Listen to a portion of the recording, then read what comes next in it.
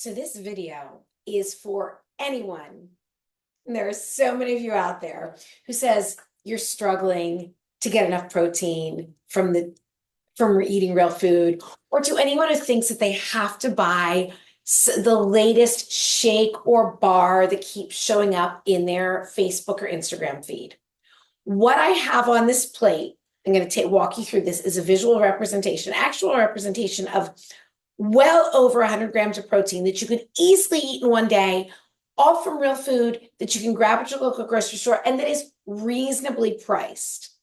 I think that what I have on this plate totals like 117 grams of protein, and it also comes in at under 800 calories. So these are foods that are protein dense, meaning they have a lot of protein for not a lot of calories. So there's plenty of room there for other delicious things.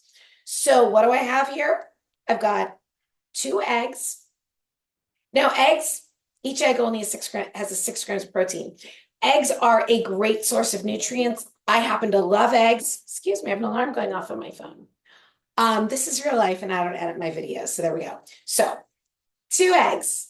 This is a total of 12 grams of protein. So honestly, 2 eggs is not enough protein at a meal. So everyone says, oh, I'm having eggs for breakfast.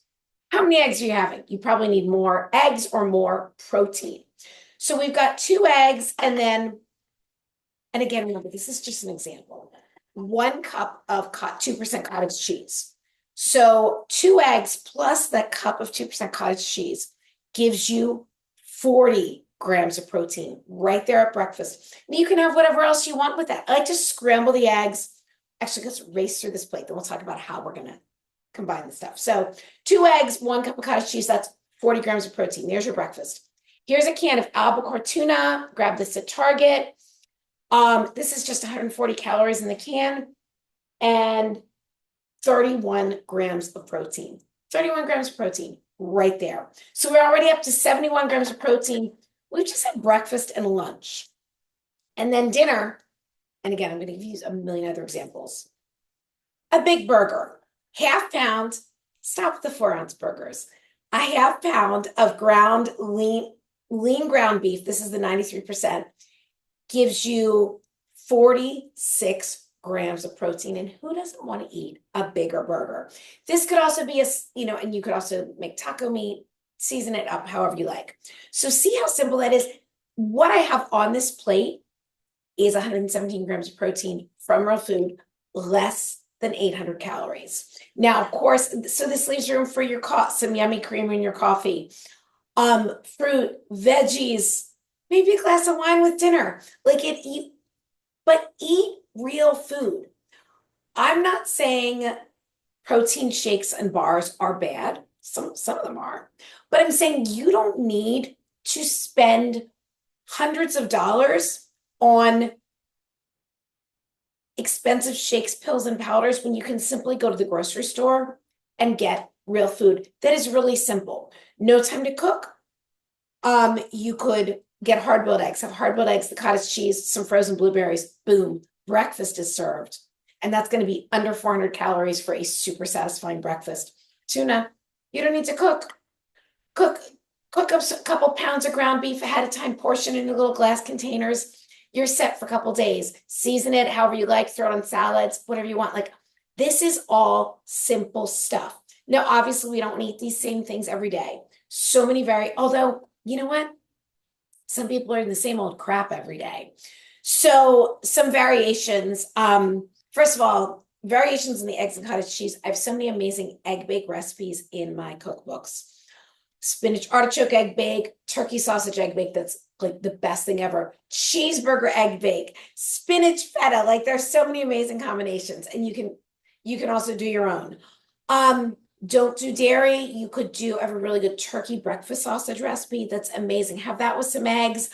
Leftovers of protein from dinner, think outside of the box. I even have some protein shake recipes that don't involve protein powder if you don't want to go that way. Now, tuna, I wouldn't suggest eating tuna every day. The mercury could certainly add up. Canned salmon, canned chicken. Deli meat, again, some of it is a lot of additives. It's not the worst thing. That's another, a lot of protein for not a lot of calories. You don't need to eat beef all the time. This could be ground turkey. This could be some shrimp. Shrimp has so much, is super low in calories, so much protein, and what a treat. This could be a chicken breast, whatever you like. But my point is, eat real food. It makes such a difference. So, and I also want to say, this is coming from someone who was vegetarian, sometimes vegan, for over 30 years.